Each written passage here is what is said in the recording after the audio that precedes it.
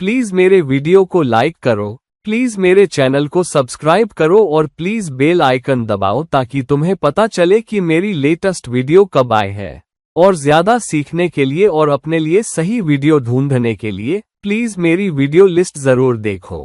Hello, नमस्कार और आदाब मेरे सब दोस्तों को। तुम्हारे दोस्त और गाइड इरफान की तरफ से एक बार फिर तुम्हारे साथ हूँ अपने चैनल एस्ट्रो एश्योरेंस पर।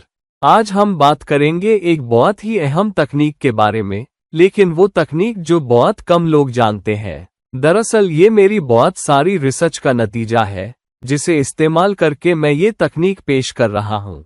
और तुम्हें ये समझना बहुत मुश्किल नहीं है कि ये तकनीक इतनी कामयाब क्यों है। बस जरूरत है एक गहरे तज्जिए, विश्लेषण की और आंखें खोलकर देखने की, ताकि कुंडली के कुछ नमूने मैनिफेस्टेशन दिखें, ऐसी तकनीकों को पहचान सकें, ऐसे नमूनों को पहचान सकें। मैं इसे रिफ्लेक्शन तकनीक कहता हूँ। ज्योतिष में एक बहुत ही अनोखी तकनीक, और मेरी रिसर्च ने मुझे दिखाया है कि ये रिफ्लेक्शन तकनीक बहुत ही ताकतवर है। ये सच में काम करती है और बहुत बढ़िया नतीजे देती है, और तुम बहुत ही जोरदार तरीके से इस रिफ्लेक्शन तकनीक का इस्तेमाल करके अपनी कुंडली में भविष्यवाणी कर सकते हो। अब ये रिफ्लेक्शन तकनीक क्या है? रिफ्लेक्शन तकनीक का मतलब है कि किसी भी ग्रह से 9वां भाव उस ग्रह का रिफ्लेक्शन, प्रतिबिंब होता है। तो चलो कलपुरुष कुंडली लेते हैं। अब पहला भाव क्या है? पहला भाव मेष है और ये मंगल का मूल त्रिकोण राशि है। अब इसका 9वां भाव क्या है? मेष से 9वां भाव धनु है, जो कि एक अग्नि राशि भी है। तो कुछ हद तक, क्योंकि किसी भी भाव से 9वां भाव उसी तरह की राशि होता है। तो ये पहला नमूना है। दूसरा नमूना बातों के लिहाज से। तो पहला भाव यानी लग्न या कलपुरुष में मेष, ये तुम्हारा लक्ष्य बनाना, लक्ष्य पाना, तुम्हारी इच्छा शक्ति और आगे बढ़ने, अपने लक्ष्य हासिल करने, जीतने की क्षमता है। और 9वां भाव क्या है? 9वां भाव है सीमाओं से बाहर निकलना, दूर दूर सफर करना और ऊंची शिक्षा हासिल करना, अपने आराम वाले दायरे से बाहर निकलना। और ये साहसिकता को भी दिखाता है।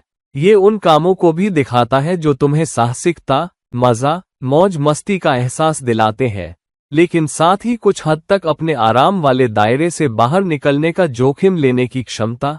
विदेशों की यात्रा, जो पुराने जमाने में एक हद तक वर्जित भी मानी जाती थी। तो मेष से 9वां भाव धनु है, काफी हद तक, जो दिखाता है कि मेष की ऊर्जाएं क्या दिखाती है। अग्नि राशि होना, लक्ष्य निर्धारित करने वाली राशि होना, आगे बढ़ना, खतरों में निकलना, अपने आराम वाले दायरे से बाहर निकलना, जिसे मेष भी दिखाता है और धनु भी दिखाता है। अब मंगल के बाद दूसरा ग्रह बुध को लेते हैं। बुध क्या है और उसकी मूल त्रिकोण राशि क्या है? बुध की मूल त्रिकोण राशि कन्या है, जो छठा भाव होता है। कन्या से 9वां भाव क्या है? कन्या से 9वां भाव दूसरा भाव है, और दूसरा भाव आपकी रोजी रोटी, आपकी कमाई, आपकी बचत, पारिवारिक कारोबार का घर भी है, और कन्या की सेवा वाली ऊर्जा और पैसा कमाना भी। बुध हिसाब किताब, फाइनेंस, पैसा कमाने का ग्रह है। तो बुध से 9वां भाव पैसा कमाने का प्रतिबिंब है, क्योंकि दूसरा भाव वृषभ राशि का घर है, पैसे वाली राशि, और रोजी रोटी, आपकी बचत, कमाई का घर है, हालांकि दिमाग की सेवा के साथ। अब शुक्र लेते हैं। शुक्र की मूल त्रिकोण राशि क्या है? वो तुला है, और तुला से 9वां भाव मिथुन राशि है, जो तीसरा भाव है। तीसरा भाव क्या है? तीसरा भाव है मार्केटिंग, सेल्फ ब्रांडिंग। शुक्र को क्या पसंद है? शुक्र अपने आप को एक खास तराज, एक खास ढंग से पेश करना पसंद करता है। शुक्र खूबसूरत दिखना चाहता है। शुक्र सलीकेदार, सोफिस्टिकेटेड महसूस करना चाहता है। शुक्र दूसरों पर एक असर छोड़ना चाहता है, और अपनी नफासत और अपने आकर्षण से दूसरों पर छाप छोड़ना चाहता है। मार्केटिंग और ब्रांडिंग यही तो है, दूसरों पर अपनी छाप छोड़ना। और तीसरा भाव कर्म भाव भी है, काम भाव, जिसे तुला का 7वां भाव भी दिखाता है और कुंभ का 11वां भाव भी दिखाता है, काम भाव, इच्छाओं का घर। शुक्र तुम्हारी इच्छाएं है, शुक्र तुम्हारा जुनून, तुम्हारी अंतरंगता भी है। और तीसरा भाव जुनून, अंतरंगता, खुद की ब्रांडिंग, संवाद के बारे में भी है। और शुक्र आजादी भी चाहता है। जिंदगी में सबसे ज्यादा आजादी किसे चाहिए? वो हैं किशोर, टीनेजर्स। किशोरों की सबसे बड़ी वैल्यू पैसा नहीं है, मजा नहीं है, बल्कि आजादी है। हर चीज करने की, जो चाहे करने की आजादी। तो वो खाना वही खाएं जो उन्हें पसंद है, सोना तब सोए जब सोना चाहते हैं, सोना वहां सोए जहां सोना चाहते हैं, जिसके साथ सोना चाहते हैं। तो हर चीज करने की आजादी एक किशोर की सबसे बड़ी वैल्यू है, और शुक्र वही ऊर्जा है। शुक्र अपनी आजादी पसंद करता है कि जो चाहे करे और अच्छी क्वालिटी से करे, और यही तीसरा भाव भी दिखाता है। आजादी, तुम्हारी ऊर्जा और खुद का उद्यम, किसी के अंडर नहीं रहना बल्कि अपने मालिक बनना। ये जो ड्रामा तुम पीछे सुन रहे हो, फिर से मेरी तरफ से माफी, वो कुत्ते की वजह से है। इवोक करती है और मैं उसे कंट्रोल नहीं कर पा रहा। जैसे ही मैं वीडियो कैमरा शुरू करता हूँ, उसे लगता है कि कुछ रोमांचक हो रहा है। वो मेरे आसपास है, मेरे चारों तरफ दौड़ रही है और कुछ कर रही है। तो प्लीज सारे ड्रामा को माफ कर दो। सारी मुश्किलें तुम इवोक करो, यहाँ मत आओ। आओ यहाँ आओ। तो ये रही वो मिस मोंगो, शरारत करने वाली। तो ड्रामा माफ करो। चलो हम अपने वीडियो पर, अपनी सीख पर ध्यान देते हैं। तो तीसरा भाव आकांक्षा का भी घर है, कर्म का, अंतरंगता का, आजादी की जरूरत का, खुद को मार्केट और ब्रांड करने की जरूरत का एक खास अंदाज में, और नतीजे पाने का, और प्रदर्शन, परफॉर्म करने की ऊर्जा का। तीसरा भाव अंतरंगता के कामों, इंटीमेसी एक्ट्स को करने की ऊर्जा भी है, जिसे शुक्र भी दिखाता है। फिर चलो चंद्र ग्रह पर आगे बढ़ते हैं। चंद्रमा की स्वामी वाली राशि कौन सी है? कर्क, जो चौथा भाव है। कलपुरुष कुंडली में चौथे भाव से 9वां भाव क्या है? चौथे भाव से 9वां भाव मीन राशि का 12वां भाव है। मीन तुम्हारी कल्पना है, मीन तुम्हारी रचनात्मकता है। चंद्रमा भी तुम्हारी कल्पना है, चंद्रमा तुम्हारी रचनात्मकता है, चंद्रमा तुम्हारी भावनाएं हैं। मीन भावुकता को दिखाता है, बल्कि उच्च स्तर की भावुकता, भावनाओं में बह जाना, ये भी मीन है। और चंद्रमा पोषण भी है और दूसरों के लिए कुछ त्याग करना भी है, उनके लिए जिनसे तुम प्यार करते हो और देखभाल करते हो। मीन हर चीज त्याग करके आध्यात्मिकता की तरफ बढ़ने के बारे में भी है, अगले स्तर पर जाने के लिए, और इस तरह एक मायने में मीन चंद्रमा की भावनाओं का प्रतिबिंब भी है। एक बात तुम देखोगे, तुम हमेशा देखोगे कि कलपुरुष कुंडली में इनमें से किसी भी राशि से 9वां भाव उसके लिए हानिकारक नहीं होगा। वो हमेशा एक ऐसी राशि होगी जहां उस ग्रह का स्वामी, जो 9वें भाव में हो, खासकर जो मूल त्रिकोण राशि हो, बहुत अच्छा करेगा। और इसलिए चंद्रमा मीन राशि में बहुत अच्छा करता है, मंगल धनु में बहुत अच्छा करता है, बुध वृषभ में बहुत अच्छा करता है, शुक्र मिथुन में बहुत अच्छा करता है। शुक्र कन्या में नीच का हो जाता है, लेकिन शुक्र मिथुन में बहुत अच्छा करता है, जो राशि एक काम भाव भी है, क्योंकि शुक्र की मूल त्रिकोण राशि तुला है, और मिथुन भी एक ऐसी ही राशि है, एक काम भाव, और इसलिए शुक्र मिथुन में बहुत अच्छा करता है, जो संवाद का ग्रह है, और शुक्र संवाद के जरिए दूसरों को प्रभावित करता है। शुक्र भाषा की सलीकेदारी, सोफिस्टिकेशन को भी दिखाता है। और इस तरह हर ग्रह अपने से 9वां, यानी अपनी मूल त्रिकोण राशि से 9वीं राशि में बहुत अच्छा करता है, बहुत सहज रहता है और तुम्हें बेमिसाल नतीजे देता है। इसी तरह चंद्रमा मीन राशि में बहुत अच्छा करता है। तो चंद्र से 9वां भाव भी चंद्रमा का प्रतिबिंब है। अब चलो सूर्य पर चलते हैं। सूर्य की मूल त्रिकोण राशि क्या है? एकमात्र राशि सिंह है। सिंह से 9वीं राशि क्या है? सिंह राशि से 9वां भाव क्या है? वो है लग्न। लग्न तुम्हारा दर्जा, तुम्हारी प्रतिष्ठा, समाज में तुम्हारी हैसियत, तुम्हारा स्वाभिमान, तुम्हारी इज्जत दिखाता है। सूर्य क्या दिखाता है? सूर्य तुम्हारा गुरूर, तुम्हारी इज्जत, तुम्हारा स्वाभिमान, तुम्हारी प्रेरणा दिखाता है। और इस तरह कलपुरुष कुंडली में लग्न की ऊर्जाएं काफी हद तक सूर्य की ऊर्जाओं को दिखाती है, और इसलिए सूर्य अपने से 9वीं राशि में बहुत अच्छा करता है। दरअसल वो मेष राशि में लग्न में उच्च का होता है, और इस तरह ये रिफ्लेक्शन का एक बहुत ताकतवर नमूना है। हर ग्रह का रिफ्लेक्शन उससे 9वां भाव होता है। चलो अगले ग्रह पर बढ़ते हैं, बृहस्पति पर। बृहस्पति की मूल त्रिकोण राशि कौन सी है? बृहस्पति की मूल त्रिकोण राशि धनु है। तजुर्बों और शिक्षा से सीखना भी और विस्तार और समृद्धि का प्रतिनिधित्व भी करती है। वो कौन सा भाव है जो हमें सबसे ज्यादा समृद्धि देता है?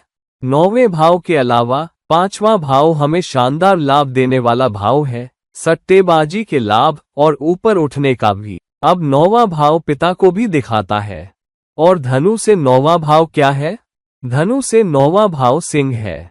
सिंह पर सूर्य का शासन है और सूर्य पिता को दिखाता है और इसलिए 9वें भाव की ऊर्जाएं जो धनु है, सिंह राशि 5वें भाव में भी दिखती है। और बृहस्पति की मूल त्रिकोण राशि से 9वां भाव और एक लाभ का भाव और शिक्षा दीक्षा का भाव भी, और 5वां भाव ऊंची शिक्षा का भी भाव है। प्राथमिक तौर पर स्कूली स्तर या शुरुआती कॉलेज स्तर तक की शिक्षा 5वां भाव है, लेकिन जो अकादमिक शिक्षा है, ऊंची सीख, मंत्र सीखना, श्लोक सीखना, वो भी 5वां भाव दिखाता है। प्राचीन ग्रंथ सीखना, प्राचीन श्लोक सीखना, ये 5वां भाव है। तो धनु की ऊर्जाएं काफी हद तक अपने से 9वें भाव के लिए उसका प्रतिबिंब है। 9वां भाव पिता का प्रतिबिंब है। 5वां भाव सिंह राशि पर सूर्य का शासन है जो पिता का कारक है। दोनों ऊंची सीख से जुड़े हैं, दोनों समृद्धि से जुड़े हैं, दोनों लाभ से भी जुड़े हैं, और इसलिए बृहस्पति की मूल त्रिकोण राशि से 9वां भाव बृहस्पति का प्रतिबिंब है। चलो शनि पर चलते हैं। शनि की मूल त्रिकोण राशि कौन सी है? शनि की राशि कुंभ है।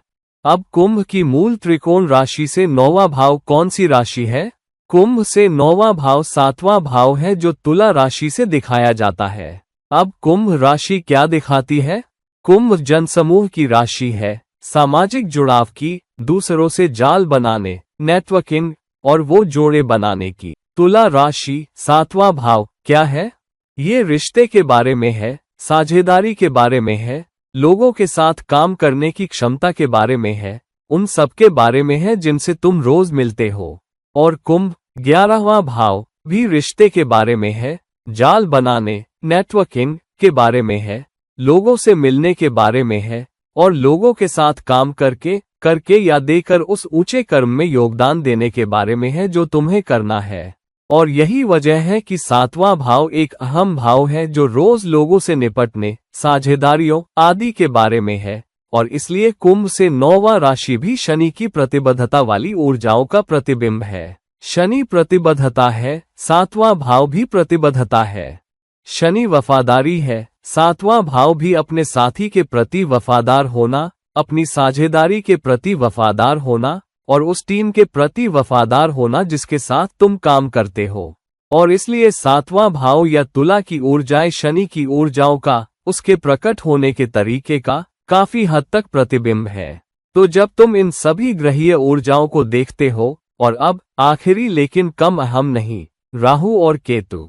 राहु का 9वां प्रतिबिंब वो है जहां तुम्हारा अचानक उतार चढ़ाव आएगा, तुम्हारा अचानक उभार आएगा, अचानक लाभ आएगा, लेकिन तुम्हारा अचानक पतन भी आएगा, अचानक गिरावट भी आएगी। और जहां तुम नीचे गिर सकते हो और जहां तुम्हारा फोकस है, जहां तुम्हारा कर्म है, वो भी राहु से 9वें भाव के बारे में है।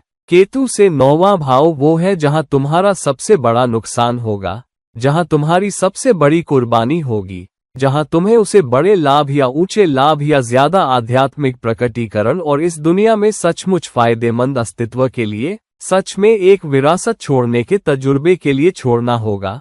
वो तजुर्बा है जहां केतु से 9वां भाव हो। केतु जहां भी रखा है, तो जहां भी ये ग्रह तुम्हारी कुंडली में रखे हैं, तुम पाओगे कि 9वां भाव उस विशेष ग्रह का प्रतिबिंब दिखाएगा। तो अगर बृहस्पति तुम्हारे 4थे भाव में है, उदाहरण के लिए, तो ऊंची सीख जो बृहस्पति दिखाता है वो तुम्हारे 12वें भाव से आएगी, क्योंकि 4थे भाव से 9वां भाव 12वां भाव होता है।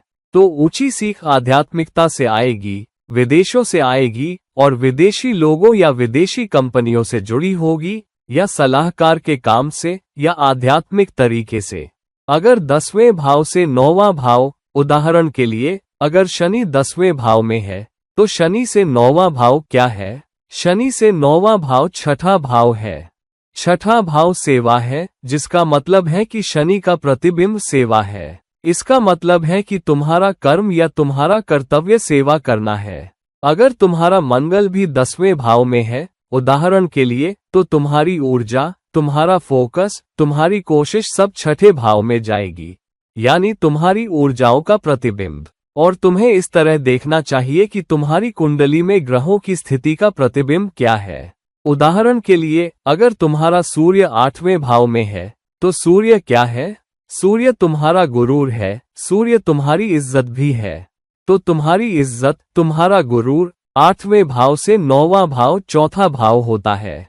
तो तुम्हारी इज्जत, तुम्हारा गुरूर इस बात से आएगा कि तुम घरेलू मामलों को कैसे संभालते हो, अपने परिवार को कैसे संभालते हो, रियल एस्टेट को कैसे संभालते हो, ऊंची सीख का इस्तेमाल कैसे करते हो, जो चौथा भाव दिखाता है, और अपनी माँ के साथ कैसा व्यवहार करते हो, माँ के साथ तुम्हारे कैसे रिश्ते हैं। ये सब तब आएगा जब सूर्य 8वें भाव में हो। और यह कैसे प्रकट होता है, और इससे समाज में तुम्हारी प्रतिष्ठा भी बनेगी कि तुम अपने रोज के घरेलू मामलों को, अपनी माँ को, अपने निवेशों को, अपनी भौतिक संपत्तियों को कैसे संभालते हो, ये सब चौथा भाव दिखाता है। तो ये है रिफ्लेक्शन तकनीक। तुम्हारे ग्रह जहां भी हैं, उनसे 9वां भाव उस ग्रह का प्रतिबिंब होगा, और जहां ग्रह के लाभ, ग्रह के प्रकट होने के तरीके, तुम्हारा शुक्र जहां रखा है, और उससे 9वां भाव रिश्ते में लाभ होंगे, अंतरंगता में लाभ होंगे, भौतिक स्थिति में लाभ होंगे, कलात्मक क्षमता में लाभ होंगे, सिद्धांत और तुम्हारा अच्छा खाना, अच्छी जिंदगी, ये सब उस भाव को प्रकट करने या उसके जरिए कमाई करने या उसमें रखे जाने से आएंगे। बुध से 9वां भाव वो है जहां से पैसा आ रहा है, जहां पैसे का सबसे बड़ा स्रोत आ रहा है। हालांकि एक अहम बात यह है कि किसी भी भाव से 9वां भाव, तुम्हें ये भी देखना चाहिए कि उस भाव में क्या ग्रह है। तो उदाहरण के लिए, अगर सूर्य 8वें भाव में है, तो हमने कहा सूर्य से 9वां चौथा भाव है।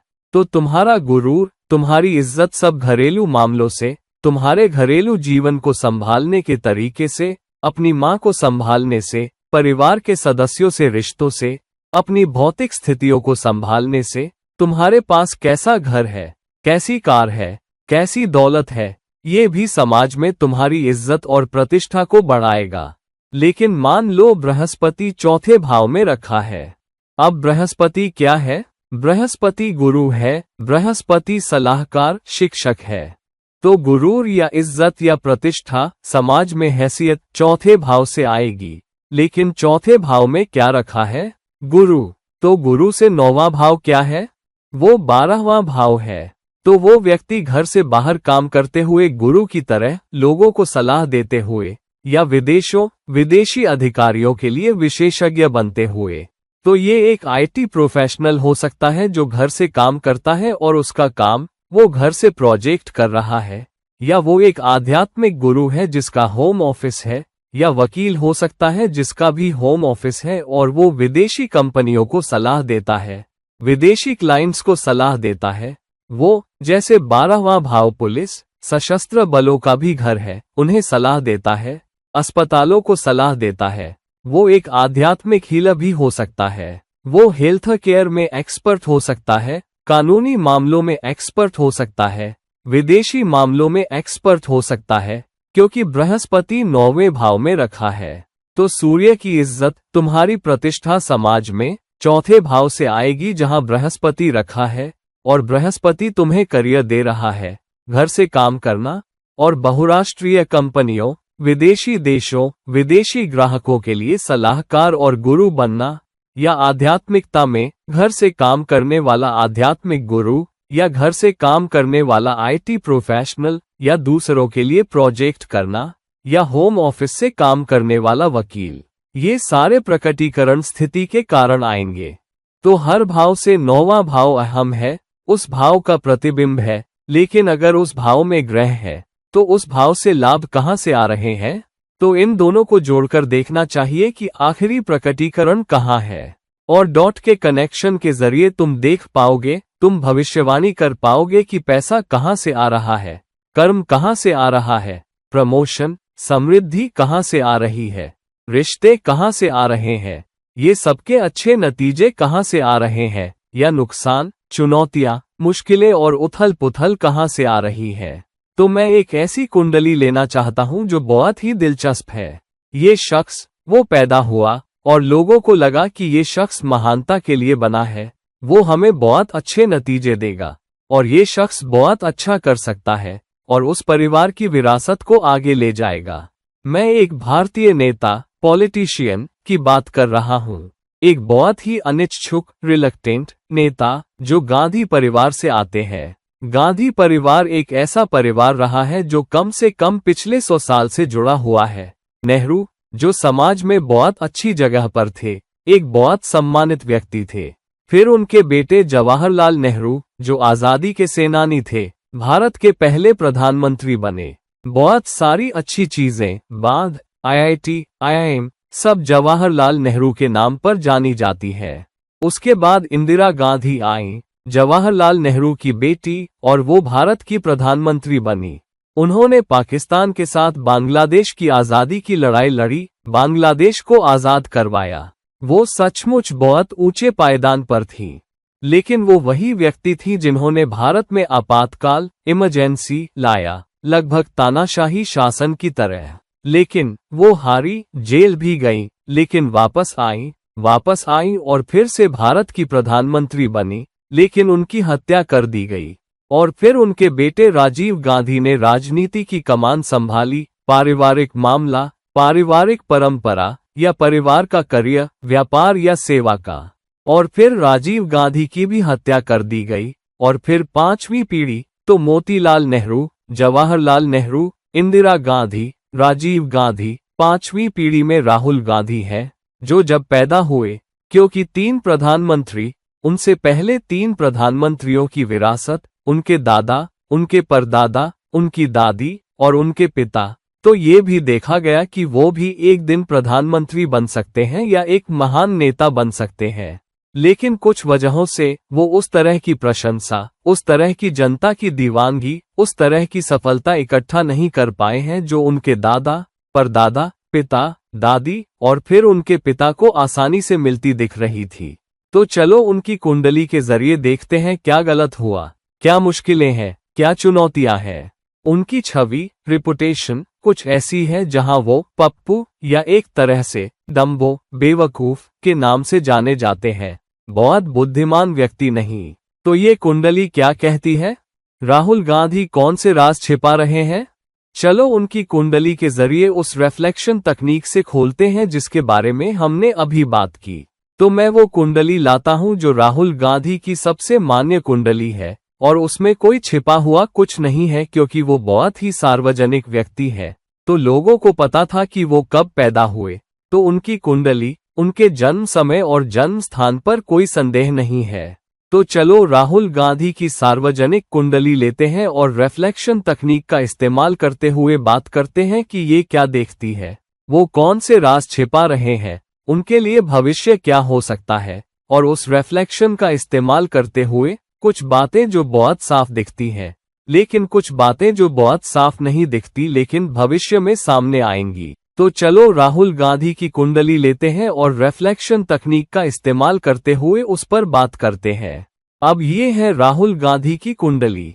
अब तुम देख सकते हो कि उनकी कुंडली मकर राशि की है, और मकर लग्न का मतलब है कि इसका स्वामी शनि है।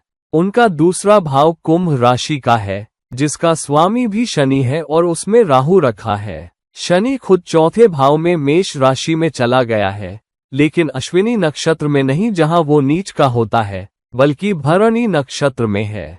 तो वो असल में नीच का नहीं है, लेकिन निश्चित रूप से एक चुनौतीपूर्ण स्थिति में है, मुश्किल में है। अब बुध उनके छठे भाव और 9वें भाव दोनों का स्वामी है, वृषभ राशि, पैसे वाली राशि में और 5वें भाव में रखा है। चंद्रमा उनके 7वें भाव का स्वामी है और वृश्चिक राशि में रखा है, फिर से एक नीच की राशि में लेकिन नीच के करीब नहीं। और ज्येष्ठा नक्षत्र में 11वें भाव में जनसमूह, इच्छाओं और शुभकामनाओं की पूर्ति का भाव। उनका शुक्र उनके 10वें भाव और 5वें भाव का भी स्वामी है, इसलिए शुक्र उनके लिए एक ताकतवर योग कारक है। और वो कर्क राशि में 7वें भाव में बहुत ही ताकतवर स्थिति में रखा है। राहु और केतु दूसरे और 8वें भाव की धुरी पर है। ये राहु केतु के लिए थोड़ी बेहतर स्थितियों में से एक है। बृहस्पति 10वें भाव में रखा है। बृहस्पति 12वें भाव और तीसरे भाव का भी स्वामी है, और बृहस्पति जो 8वें भाव का स्वामी है, 6ठे भाव में रखा है और बहुत ही आक्रामक मंगल के साथ, और मिथुन राशि में जो संवाद, ब्रांडिंग, मार्केटिंग, स्व उद्यम और सोशल मीडिया को दिखाती है। अब जब तुम उनकी कुंडली में किसी भी भाव से 9वां भाव देखते हो, अब उनका लग्न स्वामी शनि है और शनि कुंभ के दूसरे भाव का भी स्वामी है। हालांकि जब तुम सूर्य की स्थिति देखते हो, सूर्य जो नेतृत्व को दिखाता है, जो विरासत को दिखाता है, क्योंकि सूर्य 8वें भाव का भी स्वामी है और सूर्य नेतृत्व को भी दिखाता है, तो उनकी विरासत नेतृत्व रही है। और सूर्य का 9वां स्थान या सूर्य का प्रतिबिंब दूसरे भाव में है, क्योंकि सूर्य 6ठे भाव में रखा है और सूर्य से 9वां दूसरा भाव है। इसका मतलब है कि उन्हें अपने पारिवारिक कारोबार के तौर पर विरासत में सत्ता, नेतृत्व मिला, क्योंकि दूसरा भाव पारिवारिक विरासत, पारिवारिक कारोबार, पारिवारिक परंपराओं का भी घर है। और सूर्य का 9वां प्रतिबिंब दूसरा भाव होने के कारण उन्हें अपनी विरासत में, अपनी परंपरा में, परिवार की परंपरा में नेतृत्व, सत्ता, अधिकार मिला, क्योंकि शनि लग्न और दूसरे भाव दोनों का स्वामी है। हालांकि शनि 4थे भाव में मेष राशि, नीच की राशि में रखा है, हालांकि बिल्कुल नीच नहीं। 4थे भाव में शनि क्या दिखाता है? 4थे भाव में शनि दिखाता है कि माँ की तरफ से बहुत सख्त परवरिश थी, क्योंकि 4था भाव माँ को भी दिखाता है, और शनि वहां रखा होने का मतलब है कि उनके जीवन का शुरुआती हिस्सा सख्त नियम कानूनों और एक निश्चित परवरिश का प्रतिबिंब था, जैसी परवरिश उनकी माँ ने उन्हें दी। हालांकि 4थे भाव का स्वामी कहाँ रखा है?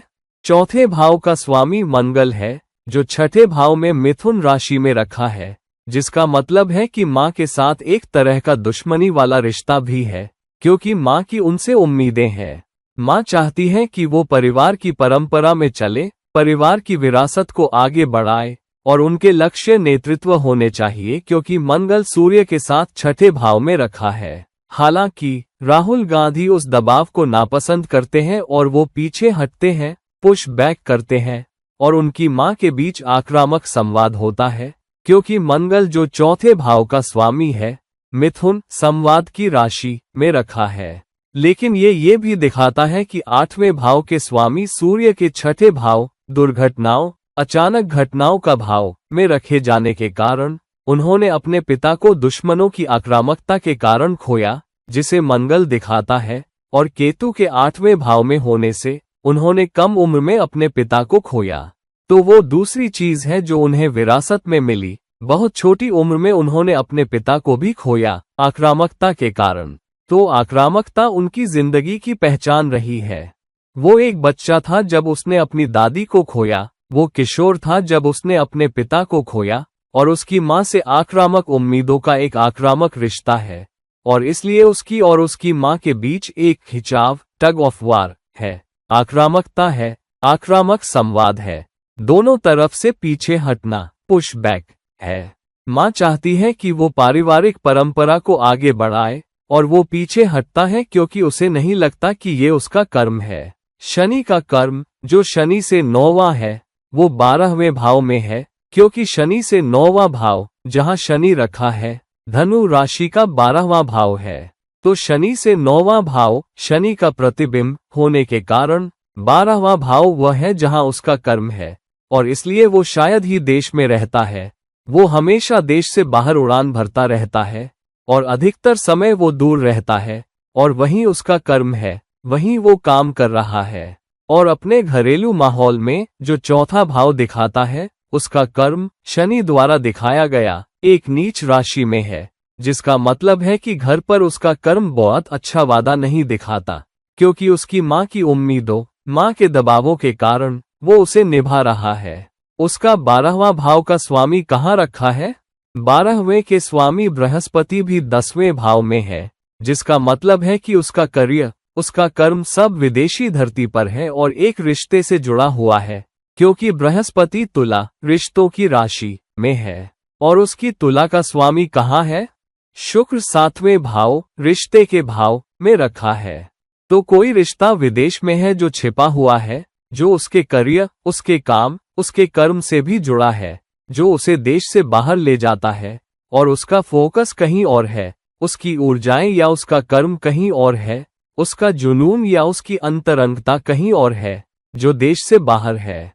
अब 11वां भाव, जो जनता का समर्थन, मास फॉलोइंग, जनता की प्रशंसा दिखाता है, उस पर मंगल का शासन है, जिसे मां चाहती है कि वो अपनाए और अपनी आकांक्षाओं को पूरा करने के लिए इस्तेमाल करे, क्योंकि 11वां भाव आकांक्षाओं और इच्छाओं की पूर्ति का घर है और चंद्रमा 11वें भाव में रखा है। हालांकि चंद्रमा किस भाव का स्वामी है?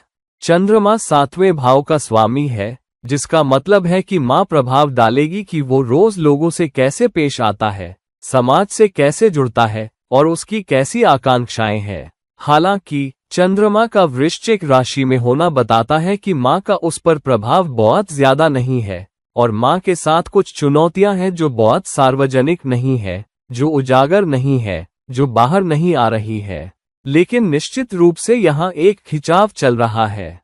चलो देखते हैं चंद्रमा से 9वां भाव कौन सा है। इसका मतलब है कि जबकि उसका चंद्रमा 11वें भाव में है, जिसका मतलब है कि वो समाज और जनसमूह से जुड़ना पसंद करता है और अपने नेटवर्क का इस्तेमाल करता है, तो उसका दिमाग निश्चित रूप से वहां है। वो सोचता है कि वो इस बारे में रचनात्मक है।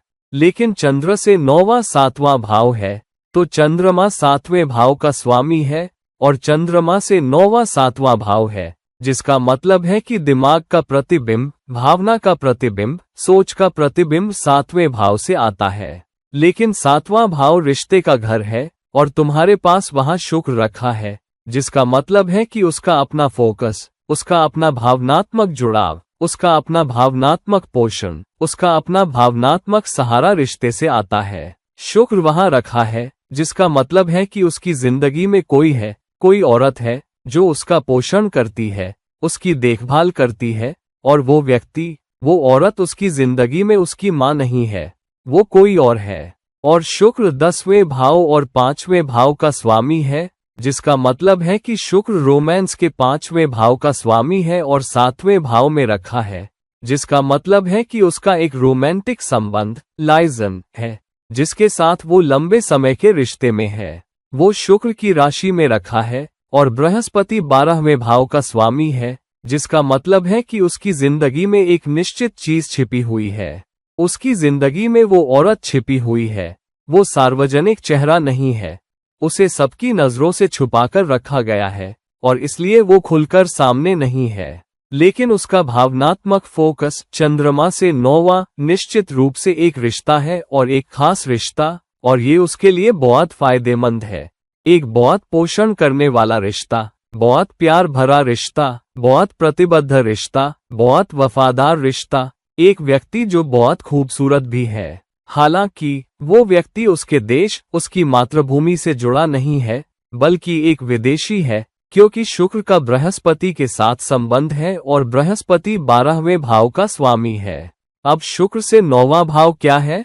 शुक्र से 9वां भाव मीन राशि भी है और इसलिए उसे जो अंतरंगता मिल रही है, जो रिश्ता मिल रहा है, जो प्रतिबद्ध रिश्ता जिसमें वो है, वो शुक्र से 9वें मीन राशि से आता है। मीन राशि का स्वामी भी बृहस्पति है, जो 12वें भाव का भी स्वामी है और मीन राशि 12वां भाव है, और इसलिए उसकी अंतरंगता, उसका जुनून, उसका रिश्ता, उसका प्रतिबद्ध वफादार रिश्ता, जो एक रोमांटिक रिश्ता भी है, सब एक विदेशी संबंध से आता है।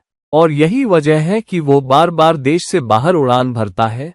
वो लगातार विदेश जाता है किसी ऐसे व्यक्ति के साथ रहने जिसके साथ उसका लंबे समय का रिश्ता है, लेकिन जो छिपा हुआ रिश्ता है। ये भी ताकतवर तरीके से दिखता है क्योंकि राहु दूसरे भाव, परिवार का भाव में है। अब बृहस्पति का प्रतिबिंब क्या है? बृहस्पति का प्रतिबिंब बृहस्पति से 9वां भाव है। बृहस्पति से 9वां भाव 6ठा भाव है, तो इसका मतलब है कि उसके लिए ऊंची सीख सेवा से, दूसरों की सेवा करने से आएगी, और केवल दूसरों की सेवा करने से, संवाद के जरिए, सोशल मीडिया के जरिए, जिसे मिथुन राशि दिखाती है, उसकी ऊंची सीख आएगी। लेकिन बृहस्पति से 9वें भाव में सूर्य है और सूर्य 8वें भाव का स्वामी है और सूर्य पिता को भी दिखाता है, तो उसकी ऊंची सीख तब आए जब पिता पर दुखद घटना घटी, क्योंकि मंगल सूर्य के साथ रखा है और सूर्य 8वें भाव का स्वामी है और मंगल के साथ खेलता है, जिसका मतलब है पिता के लिए एक दुखद घटना में, क्योंकि केतु भी सिंह राशि में रखा है जो 5वां भाव है और जिसका स्वामी सूर्य है, और इसलिए इसका मतलब है कि पिता के लिए किसी दुखद घटना के कारण, पिता के प्रति कोई गंभीर आक्रामक दुखद घटना और पिता की मृत्यु के कारण, क्योंकि केतु सिंह राशि में है, उसकी ऊंची सीख आएगी। वो बहुत समझदार, वाइज व्यक्ति बन जाएगा। लेकिन ये क्या करता है, क्योंकि बृहस्पति 10वें भाव में है और उसकी ऊंची सीख अपने पिता को खोने से आती है और अपनी दादी को एक और दुखद घटना में खोने से, जहां उसके अपने सुरक्षा गार्ड ने उसे गोली मार दी थी। तो ये व्यक्ति अपने करियर को देखने के तरीके में बहुत समझदार है। ये व्यक्ति खासकर क्योंकि बृहस्पति तुला राशि में वक्री रेट्रोग्रेड भी है, जिसका मतलब है कि वो अपने रिश्ते में बहुत समझदार है, और बृहस्पति 4थे भाव को देखता है, जिसका मतलब है कि वो सचमुच अपने रिश्ते को महत्व देता है, और क्योंकि वो अपने रिश्ते को महत्व देता है, इसलिए वो अपने करियर में भी काफी समझदार है। आमतौर पर बृहस्पति कई भावों में अच्छा करता है, लेकिन बृहस्पति सबसे अच्छा ग्रह नहीं है, खासकर अगर वो करियर के 10वें भाव में वक्री हो, क्योंकि ये व्यक्ति बृहस्पति यहाँ बहुत ताकतवर है, जिसका मतलब है कि व्यक्ति जानता है कि रिश्ते को कैसे संभालना है, साझेदारी को कैसे संभालना है, फिर भी बहुत समझदार है, ये जानते हुए कि वो आपाधापी रैट रेस में नहीं पड़ना चाहता। वो अपने करियर के शीर्ष पर पहुंचने की इस दौड़ में नहीं पड़ना चाहता। रिश्ते उसके लिए ज्यादा अहम है। हालांकि उसके लिए चुनौती ये है कि शनि 4थे भाव में रखा है। 4था भाव माँ का भी घर है और 4थे भाव का स्वामी मंगल 6ठे भाव में जाता है। उसकी माँ के साथ एक खिंचाव है और शनि 4थे भाव में रखा है, जबकि वो परिवार के दूसरे भाव का स्वामी है, जिसका मतलब है कि परिवार की विरासत, परिवार का कारोबार, तो माँ उसके साथ एक तरह से जुड़ रही है, जिसका मतलब है कि माँ उसे एक खास तरीके से प्रभावित करती है और ऊंची सीख और उसे कैसा व्यवहार करना चाहिए और अपने करियर को कैसे संभालना चाहिए, सब माँ के नियमों से प्रभावित हो रहा है। माँ उस पर दबाव डालती है कि कैसे व्यवहार करना है और कैसे काम करना है, जिसका वो मुकाबला कर रहा है, क्योंकि शनि और बृहस्पति एक दूसरे को देखते हैं, म्यूचुअल एस्पेक्ट, और इसलिए माँ 6ठे भाव दुश्मनों प्रतिकूल राशि में चली गई है। तो उसकी और उसकी माँ के बीच गर्मागर्म संवाद है, उसकी और उसकी माँ के बीच आक्रामकता है, उसकी माँ के साथ बहस हो सकती है।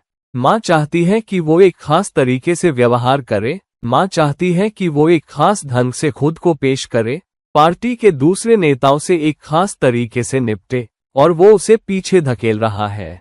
माँ उसे पारिवारिक विरासत में धकेलने की कोशिश कर रही है, लेकिन वो अपनी पारिवारिक विरासत को आगे नहीं बढ़ाना चाहता। वो लगभग हार मान रहा है। वो इतना समझदार है कि आपाधापी में नहीं फंसना चाहता, और एक वजह ये भी है कि वो आपाधापी का हिस्सा नहीं बनना चाहता, क्योंकि बृहस्पति से 9वां सूर्य है। सूर्य से 9वां क्या है? सूर्य से 9वां परिवार का दूसरा भाव है। तो सूर्य, जिसका मतलब नेतृत्व और पिता, परिवार के कारोबार, परिवार की परंपरा, पारिवारिक मूल्यों के दूसरे भाव से जुड़ रहा है, और पारिवारिक मूल्यों, पारिवारिक परंपराओं के दूसरे भाव का स्वामी माँ के 4थे भाव में जाता है, और इसलिए माँ चाहती है कि वो पिता द्वारा दिखाई गई पारिवारिक परंपरा को आगे बढ़ाए, और इसलिए वो एक मजबूत विरासत के साथ पैदा हुआ, पारिवारिक विरासत, और उसे वो विरासत मिली। तो माँ चाहती है कि वो पारिवारिक कारोबार, राजनीति में शामिल होने की पारिवारिक विरासत को आगे बढ़ाए। और राहुल ये दिखाता है कि उसकी और उसकी माँ के बीच ये खिंचाव छिपा है, सार्वजनिक आंखों में नहीं है। लेकिन क्योंकि राहु दूसरे भाव में रखा है, इसका मतलब ये भी है कि उसकी कमाई, उसकी रोजी रोटी विदेशी धरती से जुड़ रही है, न कि पारिवारिक विरासत से। हालांकि वो चांदी का चम्मच लेकर पैदा हुआ था और उसकी अधिकतर आमदनी, उसकी दौलत पारिवारिक विरासत से आती है, फिर भी वो खुद पारिवारिक विरासत में दिलचस्पी नहीं रखता। वो अपनी पारिवारिक परंपरा को आगे नहीं बढ़ाना चाहता। वो एक अनिच्छुक, रिलक्टेंट राजनीतिज्ञ है। एक वजह यह है कि बृहस्पति राहु को देखता है, लेकिन राहु भी अपने 9वें पहलू से बृहस्पति को देखता है। बृहस्पति राहु को अपने 5वें पहलू से देखता है, जिसका मतलब है कि उसके अंदर भी एक खिंचाव है। जबकि वो समझदार है, वो आपाधापी में नहीं पड़ना चाहता, लेकिन माँ के तगड़े प्रभाव के कारण जो उसे लगातार पारिवारिक विरासत में धकेलती है, चाहती है कि वो जिम्मेदारी उठाए, लेकिन वो पीछे हटता है। लेकिन साथ ही राहु उसे बताता है, बृहस्पति से उम्मीद करते हुए वो इसे उठा ले और कुछ हद तक माँ के प्रभाव में भी आ जाए, लेकिन वो बहुत जोरदार तरीके से पीछे हट रहा है। और क्योंकि बुध उसके 5वें भाव में है, वृषभ राशि में एक सट्टा निवेश, स्पेकुलेटिव इन्वेस्टमेंट, जिसका मतलब है कि उसके विदेशों में निवेश है, उसकी एक विदेशी धरती पर निवेश है। बुध उसके 9वें भाव, विदेशी संबंध, विभिन्न संस्कृतियों से जुड़ाव, लंबी दूरी की यात्रा का भी स्वामी है, इसलिए वो लगातार विदेश यात्रा करता रहता है। पैसे के संबंध जो उसके सट्टा निवेशों के कारण है, मुझे आश्चर्य नहीं होगा अगर उसने विदेशी बाजारों में स्टॉक्स में भारी पैसा लगाया हो और वो अपने कारोबार को संभालने जाता है जिसके विदेशों में कारोबारी संबंध है। और विदेशों में उसके निवेशों के कारण, विदेशी स्टॉक बाजारों में या अन्य विदेशी कारोबारी संबंधों में वो एक बहुत ही समझदार, श्रूड निवेशक होने के कारण वो बार बार विदेश उड़ान भरता है, क्योंकि बुध 9वें भाव का स्वामी है और इसलिए वो विदेशी धरती में ज्यादा रुचि रखता है। वो लगातार बाहर उड़ान भरता है। राहु उसकी आमदनी के दूसरे भाव में रखा है, जिसका मतलब है कि आमदनी विदेशी धरती से जुड़ रही है। लेकिन साथ ही राहु 10वें भाव को देखता है, जो कहता है कि उसका करियर या उसका पैसा विदेशी धरती से आएगा। हालांकि उसका बृहस्पति उसे इतना समझदार बना रहा है कि वो भारतीय राजनीति में बहुत ज्यादा न उलझे और उन जिम्मेदारियों को न उठाए। और इसलिए राहुल गांधी एक अनिच्छुक राजनीतिज्ञ है। वो अपनी मां के प्रभाव में नहीं आना चाहते। वो उन्हें जोरदार तरीके से पीछे धकेलने की कोशिश कर रहे हैं, लेकिन साथ ही राहु उन्हें प्यास देता रहता है कि वो विरासत को आगे बढ़ाने का हिस्सा बने या रखें, क्योंकि उनकी मां का दबाव ऐसा करने को है। लेकिन वो जोरदार पीछे हटते हैं। लेकिन उनका नुकसान कहां से होगा? केतु का प्रतिबिंब क्या है? केतु का 9वां भाव चौथा भाव है और इसलिए उसे अपनी विरासत छोड़नी होगी। उसे अपनी मां के प्रभाव को छोड़ना होगा या उससे अलग होना होगा। उसे सचमुच सेवा करनी होगी ताकि सच में ऊंचा उठ सके। उसे अपनी अहमियत, एंटाइटलमेंट की भावना को पीछे छोड़ देना चाहिए। वो महसूस करता है कि वो सारी दौलत का हकदार है, सत्ता का हकदार है, और इसलिए ये अहमियत उसे उस तरह से व्यवहार कराती है जैसे वो आडंबरपूर्ण, पोम्फसली व्यवहार करता है। लेकिन उसकी रुचि वहां नहीं है, उसका फोकस वहां नहीं है। उसका फोकस और उसकी रुचि, उसकी प्रेम रुचि, उसका भावनात्मक सहारा सब विदेश में है। तो उसे घरेलू घर को छोड़ना होगा, उसे अपनी मातृभूमि को छोड़ना होगा और उसे राजनीतिक सफलता की अपनी आकांक्षाओं को छोड़ना होगा। उसे दूसरों की सेवा में सचमुच आध्यात्मिक बनना होगा, क्योंकि केतु से 9वां भाव, केतु का प्रतिबिंब मेष राशि है और मेष का स्वामी मंगल सेवा के 6ठे भाव में चला गया है। तो उसे बिना किसी बदले की इच्छा के दूसरों की सेवा करना सीखना चाहिए। और जब वो ऐसा करता है, तब क्योंकि मंगल सूर्य से प्रसन्न होता है, तब उसकी इज्जत और समाज में उसका कद बढ़ेगा, उसका नाम और शोहरत बढ़ेगी और फिर राजनीति में अचानक उभार, सडन राइज देखा जाएगा।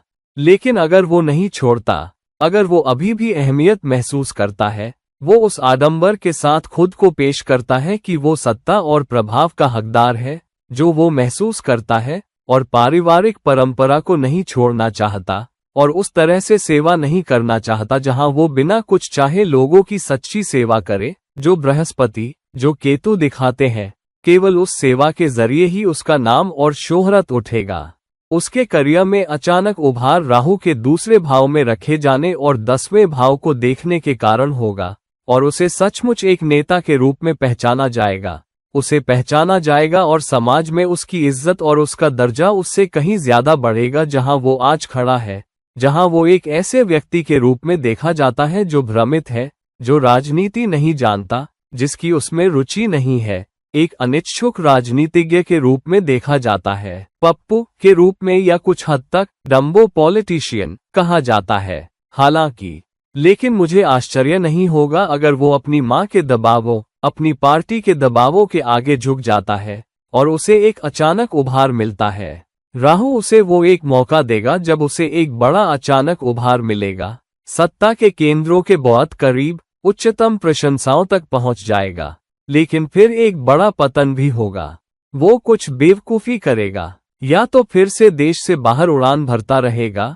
उस मौके के बावजूद जो उसे मिला है, एक अनिच्छुक राजनीतिज्ञ बना रहेगा और उसका पतन छोटा होगा, अचानक होगा और उसके बाद वो पीछे मुड़कर नहीं देखेगा। वो वापस नहीं आएगा और राजनीति में उसकी मौजूदगी बहुत कम या लगभग नहीं के बराबर होगी। हो सकता है कि वो देश में दिखाई भी ना दे। तो चलो उस समय का इंतजार करें जब या तो वो सब कुछ पूरी तरह छोड़ देता है और विदेशी धरती पर जाना और वहां रहना जारी रखता है और एक अनिच्छुक राजनीतिज्ञ और भारतीय राजनीति में एक महत्वहीन और अनियमित भागीदार बना रहता है। और हो सकता है भविष्य में, कहीं भविष्य में, अपनी दशा अवधि के आधार पर वो वापस आता है, सत्ता के केंद्रों के करीब जाने का एक बड़ा मौका पाता है, लेकिन फिर से एक अनिच्छुक राजनीतिज्ञ होने के कारण कुछ ऐसा करता है कि वो कृपा से गिर जाता है और फिर इस बार हमेशा के लिए राजनीति छोड़ देता है। तो दोस्तों, उनकी कुंडली से, राहुल गांधी की कुंडली से हमने रिफ्लेक्शन तकनीक का इस्तेमाल करके बहुत सारे राज खोल दिए। देर सबेर कुछ हद तक हम जान गए हैं कि पर्दे के पीछे क्या हो रहा है। लोगों के बारे में, राजनीतिज्ञों के बारे में सब कुछ पता नहीं होता, जो बहुत सारी चीजें छुपाते हैं।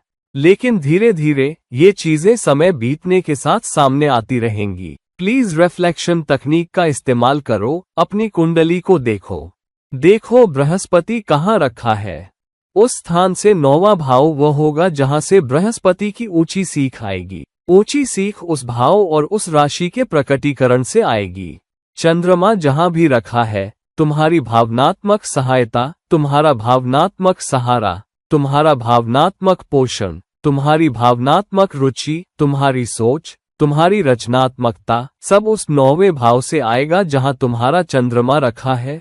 और उस राशि की ऊर्जाओं को लेकर, वो राशि क्या है, अगर उससे जुड़ा कोई ग्रह है तो वो ग्रह प्रकट करेगा कि भावनात्मक ऊर्जा अंततः कहां से आएगी और उसकी जड़ें क्या होंगी। तो देखो कि कुंडली में ग्रह कैसे रखे हैं, वहां की ऊर्जाओं को देखो, वहां कौन से ग्रह हैं, और फिर अपना, तुम जानते हो, डॉट्स को जोड़ो और जीवन में जो भी घटनाएं अब तक घटित हुई हैं, जो भी वाकये अब तक हुए हैं, डॉट्स को जोड़ो और फिर प्लीज नीचे कमेंट सेक्शन में अपने कमेंट पोस्ट करो और हमें बताओ कि रिफ्लेक्शन तकनीक का इस्तेमाल करते हुए तुम्हारी कुंडली ने तुम्हारे लिए कौन सी भविष्यवाणियां प्रकट की है और भविष्य क्या हो सकता है, और तुम क्या वादा देख सकते हो जो रिफ्लेक्शन तकनीक ने तुम्हें तुम्हारे भविष्य के लिए दिया है।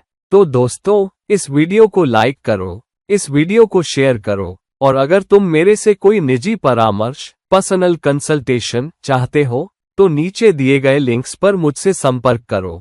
किसी और समय, किसी और वीडियो के साथ तुम्हारा दोस्त और गाइड इरफान साइनिंग ऑफ। नमस्कार।